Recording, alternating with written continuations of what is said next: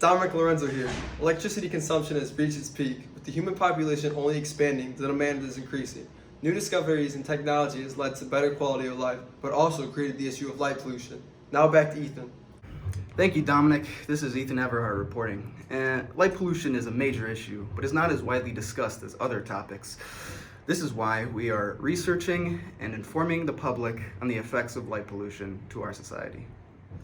Now we go to local student Hannah Bush. Thanks, Ethan. Today we will be taking an up-close and personal interview with Lori Bush, a CNA at Northwestern Hospital. We chose to interview Lori Bush because for most of her day she is surrounded by artificial lights due to the fact that she works at a hospital.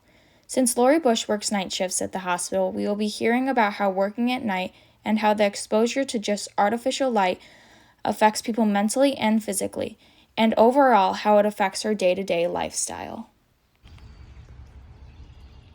All right, my name is Lori Bush, and I'm a CNA, and I work over at Northwestern Hospital. I usually do that from 7 o'clock in the morning till 3 days a week. And I also work at Lake Barrington Woods 3 to 4 days a week. According to Abigail H., it's beneficial to stay up late and to work late because there are less distractions at nighttime. So the days that I work at night and get home at like 7 o'clock in the morning or 5 o'clock in the morning, it's very hard to be able to go to sleep. Hannah Bush here. Right now we are taking a little break from our interview, but soon enough we will be back in and recording with Lori Bush and talking about the physical effects of working at nighttime.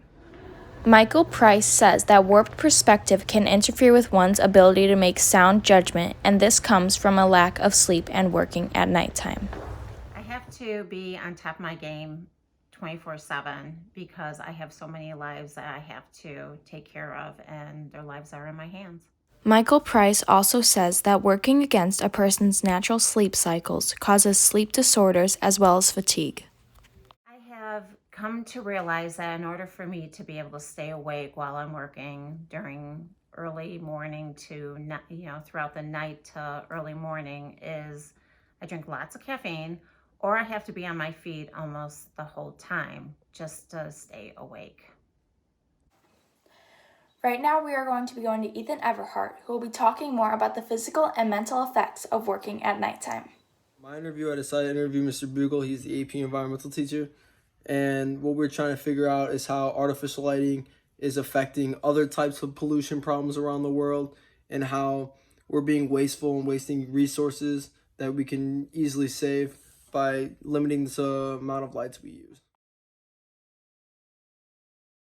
What class do you teach? This is AP Environmental Science class. All right, so right now I'm making a documentary about light pollution, and who thought better to ask than the AP environmental into the atmosphere.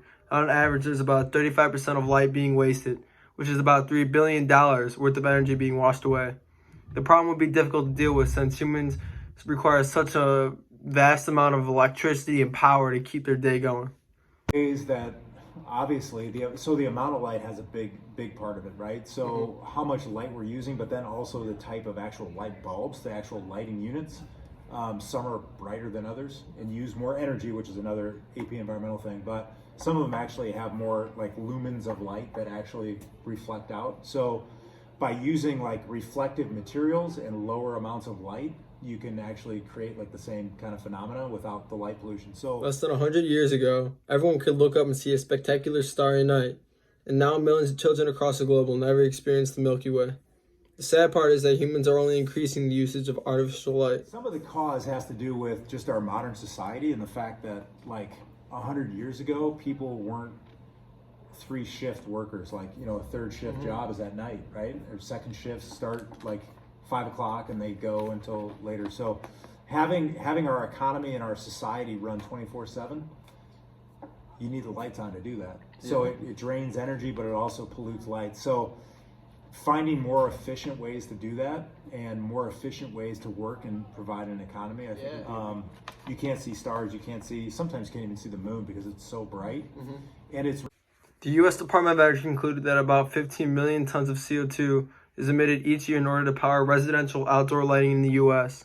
There has to be 6 million trees planted to offset the CO2 emitted into the atmosphere? We have carbon emissions problems, greenhouse gases. We have methane pollution. We have pollution, clean water pollution. There's rollbacks to Clean Water Act, to Clean Air Act in the last administration. So there's a lot of pollution. Pollution directly affects the environment with the killing of 300 million to 1 billion birds per year. It wastes billions of dollars in energy consumption, and most importantly, it keeps humans from sleeping well at night. For our field research, we decided that Dominic would get a good night's sleep with no use of artificial light or phone usage past 10 o'clock, and then the next morning he would let us know how he felt and how he reacted without the artificial light.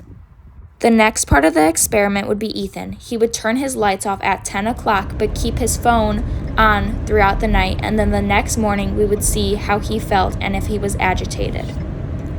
The next part of the experiment would be Hannah. She would keep all her lights on throughout the night and her phone on throughout the night, and then the next morning she would let us know how she felt and if she was irritated at all by the artificial light. Hey guys, this is Hannah Bush checking in. So right now it is currently about 1:30 a.m. I finished my homework around 1. I've been trying to go to bed, but these lights actually really bother my eyes a lot more than I thought they would. So it's a little bit harder to go to bed than I thought it was going to be, and the fact that my phone keeps going off throughout the night and lighting up my entire room, even though it's already lit, you know. I'm really tired right now, and I really wish I could just go to bed, but I don't think that's going to be happening anytime soon, so I'll update you guys in the morning. So I just woke up, getting ready for the day and all that.